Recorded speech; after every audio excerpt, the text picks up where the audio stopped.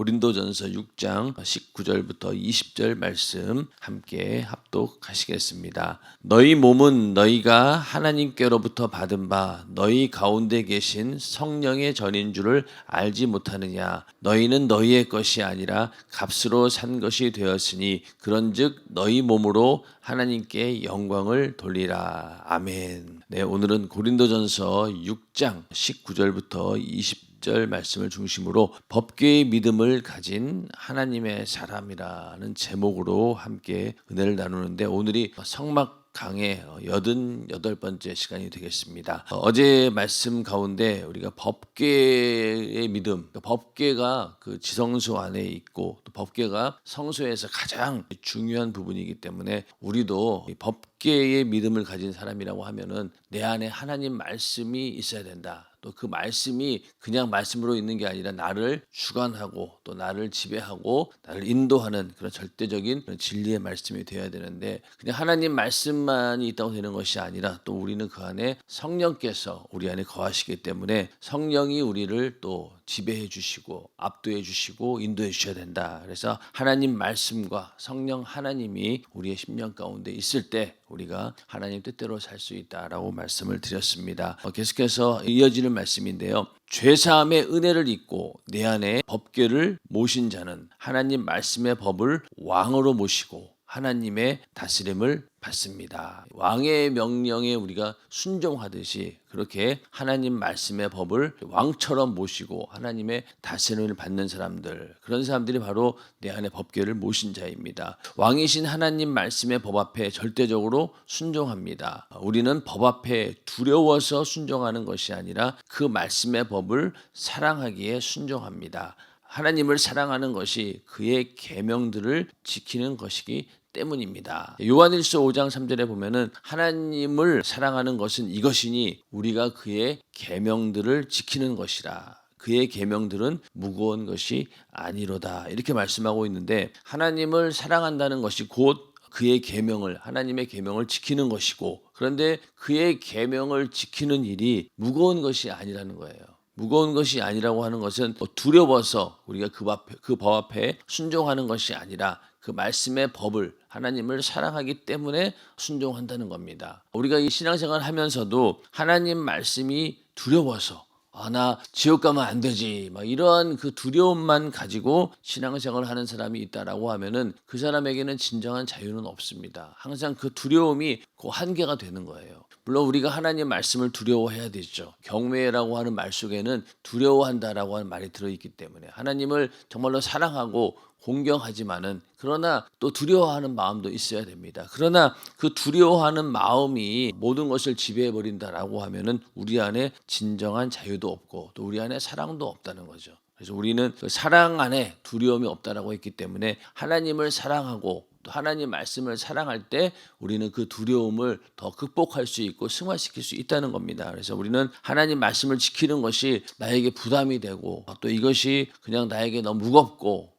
나 이 하나님 말씀대로 살지 않으면 내가 저주받지, 내가 지옥 가면 안 되지, 그러한 생각으로 우리가 하나님 말씀을 지킨다라고 하면은 우리의 신앙은 더 그 이상 하나님을 사랑하는 그 이상으로 이르지 못한다는 겁니다. 그래서 우리는 항상 하나님을 사랑하는 마음으로 계명을 지켜야 되고, 그럴 때 그 계명이 무거운 것이 아니고 오히려 즐거운 마음으로 하나님 말씀대로 살 수 있다는 겁니다. 그래서 하나님의 법은 간섭이 아니라 자유가 됩니다. 하나님 법을 사랑하라는 말과 하나님의 법에서 자유하라는 말을 복음 안에서 올바르게 체험하지 못하면 법을 두려운 것, 자유를 결박하는 것으로 압니다. 하나님 말씀의 법이 좋아서 지킨다면 법 안에서 자유는 저절로 누리게 됩니다. 그래서 우리는 하나님 말씀을 이렇게 지키는 일들이 어떤 간섭을 받는 것이 아니라 그것이 곧 자유가 되어야 된다는 거죠. 탕자가 아버지 곁을 떠날 때 그 집안에 있을 때 그 아버지의 말씀을 뭘로 여겼을까요? 다 간섭으로 여겼을 거예요. 그러니까 너무나 부자유하다. 차라리 내가 그 재산을 받아서 밖에 나가서 자유롭게 살아야 되겠다라고 생각하고 그걸 실행에 옮겼어요. 그랬더니 결국 어떻습니까? 당장은 자유로운 것 같고 또 편한 것 같았지만은 얼마 안 돼서 가지고 있는 재물을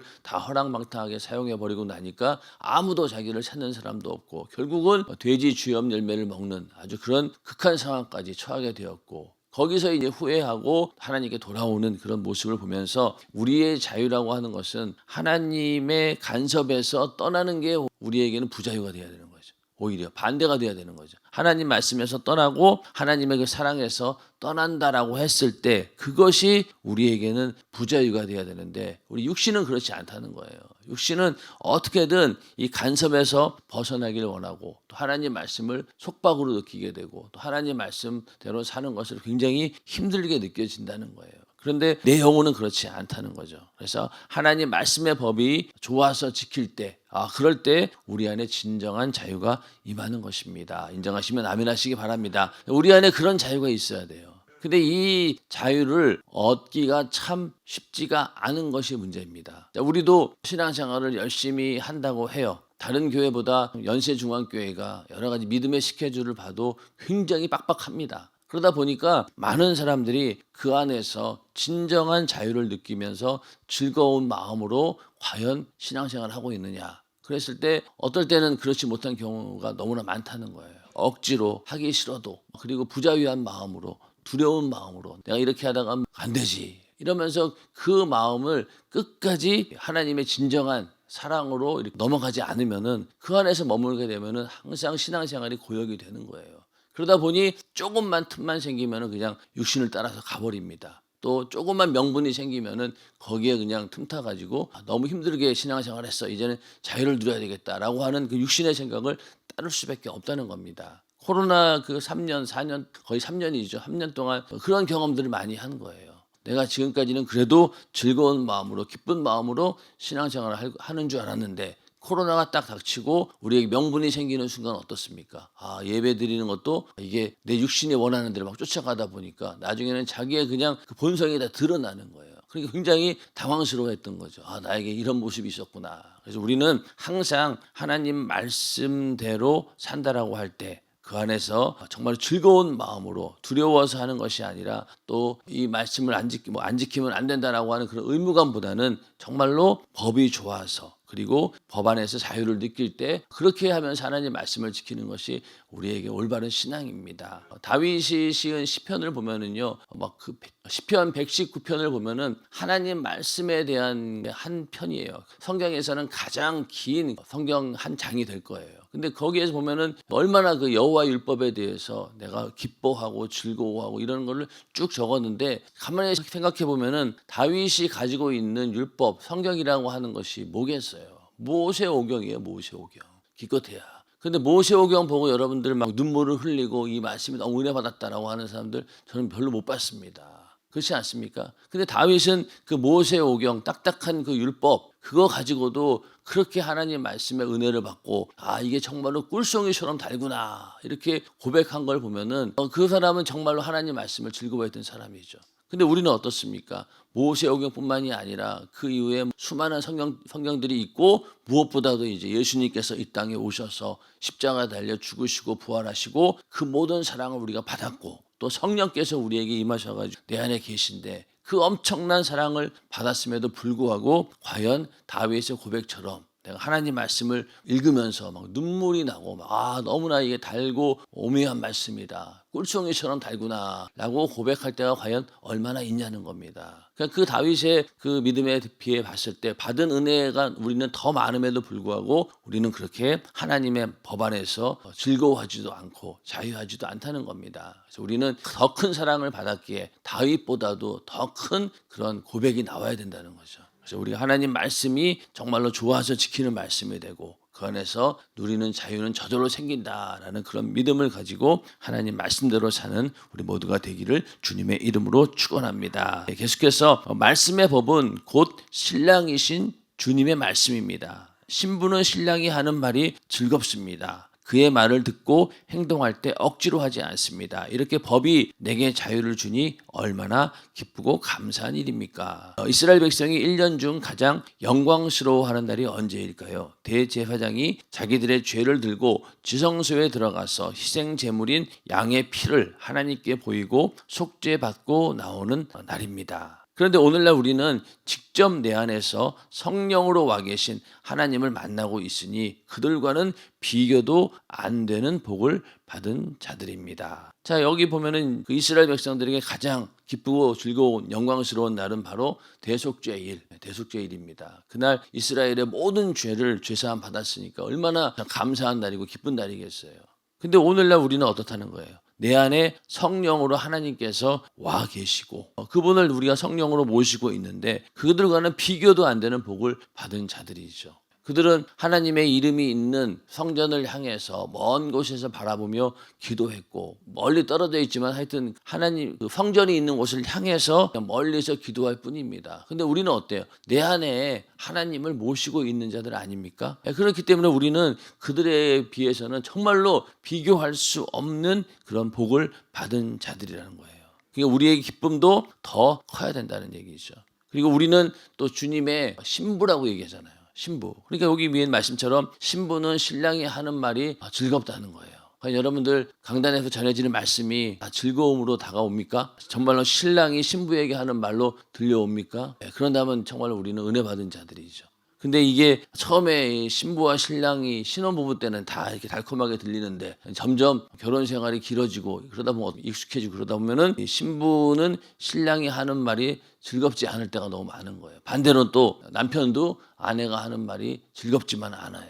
이게 거의 인간인 거죠. 그러나 우리가 주님이 우리의 신부라고 했을 때 우리는 그 주님이 하시는 그 모든 말씀이 정말 즐겁게 들려질 수밖에 없다는 것이죠. 그래서 우리는 내가 신부의 믿음을 가졌다라고 하면은 이렇게 항상 하나님 말씀이 신랑 되신 주님이 하시는 말씀이다라는 그런 믿음을 가지고 있을 때 그 말씀이 항상 즐겁고 당연히 내가 지켜야 되고 따라야 된다라는 그런 믿음이 생긴다는 것입니다. 그런 주님의 신부되는 믿음으로 하나님 말씀대로 사는 우리가 되기를 주님의 이름으로 축원합니다. 그래서 하나님과 인격적인 만남을 경험한 자는 이 세상을 다 얻은 것보다 기쁩니다. 우리는 진짜 그분을 모신 자로서 기쁨의 미천이 확실한 자입니다. 이런 기쁨을 소유한 사람은 세상 어떤 일이 일어나도 절대로 흔들리지 않습니다. 늘 그분으로 만족하기 때문입니다. 자, 하나님과 인격적인 만남을 경험했을 때가 언제입니까? 우리가 예수의 그 피의 공로, 예수님께서 내 죄를 담당하시고 나를 위해 살을 찢고 피 흘려 죽으셨구나라는 사실을 알고 내가 죄인임을 깨닫고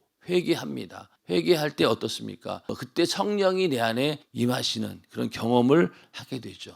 그때 성령 충만함을 받았을 때 그 기쁨은 세상에 주는 기쁨하고는 비교가 안 되는 기쁨인 거예요. 그렇게 내가 기쁜 이유가 뭘까요? 바로 하나님과 인격적인 만남이 이루어졌다는 거죠. 그래서 그때 우리가 처음 사랑을 회복해야 된다라고 할 때 그 처음 사랑이 바로 그런 때였습니다. 하나님과 인격적인 만남이 이루어졌을 때. 인격적인 만남이라고 하는 그 말 속에는 억지로 하는 것도 아니고 의무적으로 하는 것도 아니고 자발적으로 자원하는 마음으로 주님을 사랑하는 마음으로 이제 내가 모든 신앙생활을 하게 된다는 겁니다. 인격적인 만남이라고 하는 것이 굉장히 중요한 것이죠.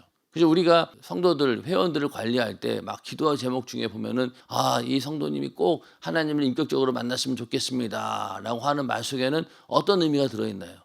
내가 저 사람 너무 관리하기 너무 힘들어요. 하나님께서 직접 만나주셔서 이제는 하나님이 그 경험을 가지고 저 사람이 신앙생활을 할 수 있도록 하나님께서 역사해 주세요라는 그런 말도 들어가 있는 거죠. 자, 자녀들 키울 때 보면은 말씀으로 키우기가 보통 어려운 게 아니에요. 그런데 그 아이들이 하나님과 인격적인 만남이 이루어지게 되면은요, 철이 들어요, 그냥. 믿음의 철이 들어서 어제까지만 해도 그렇게 속색이던 자녀가 하나님과 인격적으로 딱 만나는 순간부터 완전히 바뀝니다. 그리고 하나님 말씀대로 살려고 하고 부모가 시키지 않아도 자기가 막 자발적으로 움직이게 되는 것이죠.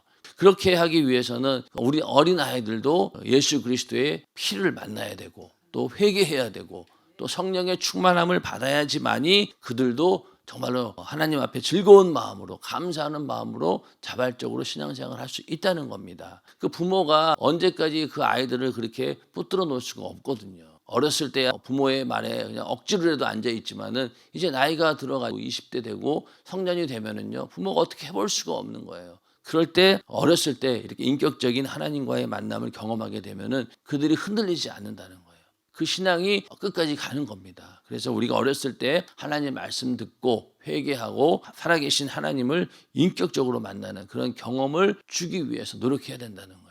그것만 일단 이루어지게 되면은 그 아이의 믿음은 반드시 하나님께서 책임지시고 흔들리지 않는다는 거예요.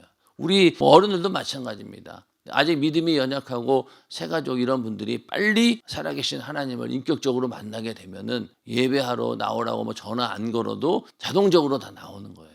자동적으로. 예전에 우리 연세중앙교회가 처음 연희동 때, 망원동 때, 뭐 노량진 때도 그랬어요. 성도들을 뭐 이렇게 특별하게 뭐 관리하기 위한 프로그램 같은 게 별로 없었어요. 특히 청년회 같은 경우도 지금은 청년들을 이렇게 어떻게든 교회에 데려오기 위해서 이벤트도 많이 하고 또 인간적인 그런 방법도 동원하고 했지만은 그때는 그럴 필요가 없었어요. 왜냐하면은 와서 말씀 듣고 은혜 받고 회개하고 성령 충만함 받아버리니까 그거 뭐 관리할 게 없는 거예요. 그냥 다 성회 한번 참석하고 부흥회 한번 참석하면은 막 청년들이 그냥 그 자리에서 변화되니까 4박 5일 동안에 청년 성회에 딱 참석하면은 진짜 아무것도 모르던 예수의 예자도 모르던 그런 청년들이 4박 5일 말씀 듣고 은혜 받고 성령으로 거듭나는 거예요. 그러니 뭐 그 임원들이나 영혼 관리하는 사람들이 관리할 일이 없어요.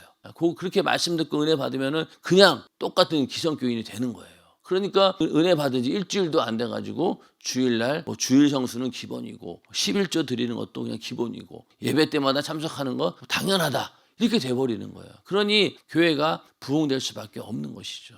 근데 오늘날은 그렇지 않다는 거예요. 왜 그럴까요? 점점 이 청년들의 마음 또 우리들의 마음이 완악해지다 보니까 그렇게 사모하는 마음을 가지고 오는 사람들이 없다는 겁니다. 그러나 그때만 해도 모든 사람 청년들이 정말로 사모하는 마음으로 교회에 왔었어요. 또 말씀 듣고 은혜 받다 보니까 그들이 그 힘 가지고 하나님과의 인격적인 만남 그 경험을 통해서 완전히 변화되는 것이죠. 그래서 우리도 이렇게 정말 전도한 영혼들 또 우리가 맡은 그런 영혼들을 정말로 책임지고 관리하는 것 중에 가장 최고의 방법은 그들이 회개하고 예수를 만나고 성령으로 거듭나는 하나님과의 인격적인 만남을 경험케 하는 것이 최고의 관리입니다. 그것만 된다라고 하면은 그냥 가만히 내버려둬도 자기 알아서 신앙생활 잘해요. 그러기 위해서 끊임없이 우리가 그들에게 말씀을 전하고 또 예수를 만나게 하고 겉으로는 와서 앉아 있지만 또 속으로 아직까지 이러한 경험이 없는 그런 사람들도 많이 있어요. 겉으로 봤을 때는 굉장히 믿음 좋은 것 같고 저 사람은 틀림이 없다라고 하지만은 막상 이렇게 대화를 해보고 만나보면은 그 안에 말씀이 없는 거예요. 그러니까 그분들도 항상 불안한 거예요. 내가 이렇게 앉아있기는 앉아있는데 이게 언젠가는 내 이 믿음이 이게 바닥날 텐데 또 사실이 그렇고요. 그러니까 불안한 거예요. 빨리 우리가 그들에게 말씀을 전하고 말씀으로 살아계신 하나님을 인격적으로 만나게 해주는 것. 이게 바로 우리가 할 일입니다. 그래서 우리가 성령 충만함을 받는다라고 하는 것이 막 방언 은사를 받고 물론 그것도 중요하지만은 하나님 말씀이 들어가서 그 말씀이 그 사람의 인격과 딱 부딪혀가지고 어느 순간 그게 자기 경험이 될 때 그때 하나님과 인격적인 만남이 이루어지는 거거든요.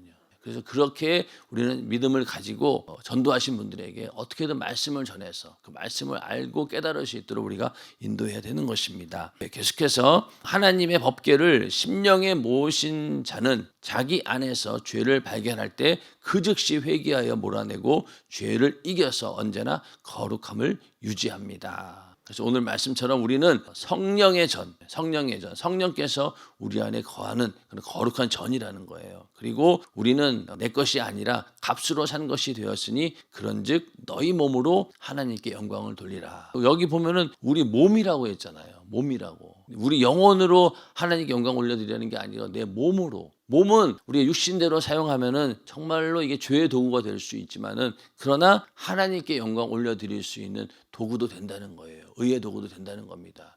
여기서 몸으로 하나님께 영광 올려드리다 이 말을 우리가 잘 생각해 봐야 되는 거예요. 근데 우리는 어떻습니까? 육신은 연약해서 나는 하나님 말씀대로 못 살아. 하나님도 이해하실 거야. 라고 하면서 그냥 육신으로 무너집니다. 근데 여기도 분명히 뭐라고 했어요? 너희 몸으로 하나님께 영광을 돌리라는 거예요. 그렇게 육신에 나는 안 된다라고 포기할 것이 아니라 그것을 어떻게든 하나님께 영광 올려드릴 수 있도록 네가 만들라는 거죠. 근데 우리는 육신이 연약해서 난 못했어요. 하나님도 이해하시죠. 이러면서 그냥 넘어갈 때가 너무나 많다는 거죠. 그 이상으로 우리는 넘어가야 된다는 겁니다. 그런데 이렇게 우리가 죄를 몰아내고 거룩함을 계속 유지할 수밖에 없는 게 내 안에 계신 성령 때문에 그런 거죠. 성령이 계신데, 하나님이 계신데 함부로 우리의 몸을 더럽게 할 수가 없다는 거예요. 만약에 여러분들 집안에 윤석전 담임 목사님께서 오신다고 생각해 보세요. 그럼 어떡할까요? 제일 먼저 청소부터 하겠죠. 막 깨끗하게 해놓고 마치 그냥 주님 모시듯이 우리 집에 윤석전 목사님께서 오신다라고 그것 때문에 아마 난리 날 거예요. 며칠 동안. 그런데 실제적으로 우리 안에 성령 하나님께서 와 계신데도 불구하고 우리는 그냥 내버려 둘 때가 많잖아요. 그냥 내 안에 죄가 있든 말든 신경도 안 쓰고 그냥 거룩함을 유지하는 게 뭡니까? 그냥 되는 대로 그냥 대충 해놓고 살지 않습니까? 그러다 보니 이게 우리 안에 거룩함이 있을 수가 없는 거죠. 거룩함이 없다라고 하는 것은요, 그만큼 생명이 없다는 것이고 그만큼 하나님 말씀대로 살아갈 수 있는 능력이 없다는 거예요. 그래서 우리가 거룩함을 유지한다라고 하는 것이 엄청난 능력이 되는 겁니다. 바울 사도는 예수를 믿고 구원받아 생명의 성령의 법으로 자유를 얻고 그 안에 성령을 모셨음에도 불구하고 죄를 방관하여 하나님이 거하시는 거룩한 성령의 전을 더럽혔던 고린도 교회를 책망했습니다. 이 말씀은 고린도 교회를 책망한 거죠. 그렇게 성령을 너희가 모셨음에도 불구하고 그 교회에 돌아가는 사정을 보니까 이게 성령의 전을 더럽히는 그런 행위들이 막 나타나는 거예요. 거기에 대해서 사도 바울은 강력하게 책망을 하고 있는 것입니다. 내 안에 계신 하나님께서 주시는 제한 없는 영적 부유와 은혜, 능력, 천국, 영생의 분량을 망각한 채 하나님의 영광을 더럽힌 그들에게 안타까운 심정으로 거룩함을 회복할 것을 권면한 것입니다. 오늘날도 우리는 이 말씀을 들으면서 내 안에 있는 거룩함이 회복되기를 주님의 이름으로 축원합니다. 그래서 하나님 말씀대로 사는 이유는 여기에 있어요. 거룩함을 유지하고 거룩함을 유지할 때 어떻습니까? 내 안에 계신 성령께서 자유롭게 일하실 수 있도록 그걸 만들어 주는 거예요.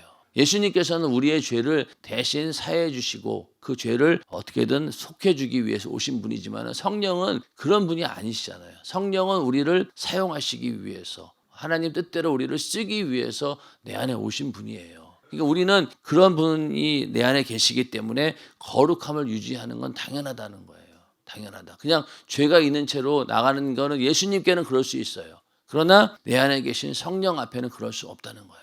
우리는 어떻게든 성령을 내 안에 모시고 산다. 그리고 성령이 역사하기를 간절히 바란다라고 하면은 내 안에 거룩함을 끊임없이 유지해야 되는 겁니다. 그래서 우리가 기도해야지만이 성령 충만할 수 있다는 이유가 바로 여기에 있는 거죠. 기도해서 내가 회개하고 내 안을 깨끗이 거룩하게 청소를 다 해놔야지만이 성령께서 제한 없이 일하실 수 있다는 겁니다. 그럴 때 우리가 성령이 일하셔야지만이 우리도 하나님 말씀대로 살 수 있는 거예요. 그리고 나가서 복음도 전할 수 있는 것이고 정말로 하나님 말씀대로 살려면은 우리가 기도해서 거룩함을 유지하고 성령이 내 안에서 막 자유롭게 일할 수 있도록 만들어 놓아야 된다는 겁니다. 그런 거룩함이 회복되기를 주님의 이름으로 축원합니다. 하나님을 내 안에 온전히 모시고 성령과 함께하는 자가 만들어가는 거룩한 삶의 의미와 가치를 명확히 알고 있었기 때문입니다. 거룩함을 유지하는 이유가 여기 있다는 거죠. 거룩하다는 말 속에는 깨어 있으라는 의미도 들어 있습니다. 즉 준비하고 있어서 주인이 찾을 때 손색 없는 자, 조금도 부족함이 없는 사람이 되라는 말입니다. 거룩하다는 말은 그만큼 내가 깨어 있다는 거죠. 하나님 말씀대로 내가 살아야 된다라고 하고 경성하면서 어떻게든 거룩함을 유지하려고 하는 그 마음 자체가 바로 깨어 있다는 겁니다. 열 처녀가 다 같이 신랑을 기다렸지만 등불을 준비하지 못한 5 처녀는 혼인잔치에 참여하지 못했습니다. 만약 우리에게 그런 일이 닥친다면 어떻게 하겠습니까? 10처녀에 비유해서 5 처녀는 이렇게 깨어 있었다는 거죠. 그리고 준비했다는 거예요. 깨어 있어서 준비한 것 자체가 어떻게 보면은 혼인잔치에 들어갈 수 있는 거룩함이었다는 거예요. 우리도 마찬가지죠. 우리도 이 하나님 말씀대로 살려고 깨어 있고 그리고 항상 그 깨어 있으면서 준비했다는 거잖아요. 그게 바로 하나님 보시기에 거룩함이 된다는 겁니다. 그래서 우리는 주님이 다시 오셔서 공중에서 혼인잔치하는 그날을 위하여 오늘도 거룩하고 내일도 거룩하고 인생 다 하는 그날까지 하나님의 법 안에서 거룩한 자가 되어야 합니다. 아멘. 그 법을 사랑하는 자, 그 법에서 자유와 기쁨을 누리는 자가 되어야 하는 것입니다. 아멘. 그래서 이러한 그 참된 자유와 기쁨이 있는 그런 자가 바로 법계의 믿음을 가진 하나님의 사람이라는 거죠. 그래서 하나님께서 귀하게 여기셔서 아무도 손대지 못하도록 지키시고 보호하는 사람은 어떤 사람입니까? 바로 성막, 가장 깊은 곳인 지성소의 법궤를 두듯 내 중심에 하나님 말씀의 법궤를 세우고 그 말씀을 지켜 행하며 참된 자유와 기쁨을 누리는 사람입니다. 그러니까 우리 안에 하나님 말씀이 있고 성령도 계셔요. 근데 그 안에서 참된 자유와 기쁨을 누리지 못한다면 우리 안에 진정한 법궤가 세워진 게 아니라는 거죠. 그러니까 우리는 여기까지가 우리가 해야 될 거예요. 정말로 내 안에 참된 자유와 기쁨을 누리도록 내가 만들어야 된다는 거죠. 그러기 위해서 노력해야 된다는 겁니다. 베드로 같은 어부, 도마 같은 석수장이 마태같이 유대인들에게 따돌림 당하던 세리를 보십시오. 성경에 나오는 제자들을 보면 누구 하나 버젓이 내로라 할 만한 자가 있습니까? 없죠. 그러나 그들에게 성령이 임하여 법계의 믿음이 생겼을 때 얼마나 감나가는 사람이 되었습니까? 우리도 마찬가지예요. 내 안에 정말 하나님 말씀과 성령이 있다라고 할 때 우리는 정말로 감나가는 사람이 된다는 거예요. 감나가는 하나님의 사람으로서 감나가는 그런 사람이 되기를 주님의 이름으로 축원합니다. 하나님 말씀의 법이 충만해져 그 법으로 지배받을 뿐 아니라 예수 그리스도의 피의 공로가 넘치는 하나님의 공의의 법과 은혜가 공존하는 자들이 되었습니다. 성막에 처음 공부할 때 뭐라고 했어요? 은혜와 공의가 공존하는 곳. 이게 바로 성막이라고 했죠. 그래서 이렇게 성막이 내 안에 이루어졌다라고 하는 것은 하나님의 공의의 법과 은혜가 공존한다. 이것이 이루어진 겁니다. 그리고 복음을 전함으로 수많은 영혼을 살리는 능력의 사람으로 변화된 것입니다. 아멘. 우리도 이제는 복음을 전하는 능력의 사람으로 변화되었다는 거예요. 그들이 예전에는 고기 잡는 어부요, 남이 알아주지 않는 저변에 있던 사람이었지만 그들 속에 법궤가 만들어져 말씀의 능력이 나타나자 하루에 2-3천 명씩 회개하는 역사가 일어났습니다. 오늘날 우리도 이런 법궤의 믿음을 지닌 자가 되어야 합니다. 아멘. 내 속에 하나님의 능력이 나타나는 자가 되어야 합니다. 아멘. 오늘도 이 말씀대로 우리 안에 이루어지기를 주님의 이름으로 축원합니다. 그래서 하나님 말씀, 법궤가 내 안에 있다라고 하는 의미를 우리가 잘 알고 아무리 내가 좋은 것을 가지고 있어도 내가 부자유하다면 내 것 아닌 거죠. 하나님 말씀도 있고 성령도 받았지만 그것이 나에게 부자유스럽고 거추장스럽고 그런다라고 하면 진정한 내 게 아닌 거예요. 그러나 그것이 진정한 내 것이 되었을 때 정말로 내가 가치 있는 사람으로 바뀌게 되고 그 가치 있는 사람이 되었다라고 하는 무엇입니까? 그 안에 하나님의 동일한 능력도 나타난다는 것이죠. 그래서 우리가 예수의 생애를 재현한다. 우리 같은 사람이 우리 주제에 어떻게 그러나 내 안에 계신 성령께서 함께 하실 때 하나님 말씀이 우리와 함께 하실 때 우리는 예수와 동일한 삶을 살 수 있고 예수님께서 행하셨던 그 공생의 삶을 그대로 재현할 수 있다는 겁니다. 그래서 오늘 우리의 삶 가운데 이렇게 내 안에 법궤가 이루어졌고 성막이 완성되었다라고 하는 그런 믿음을 가지고 하나님 능력 안에서 살아가는 우리 모두가 되기를 주님의 이름으로 축원합니다.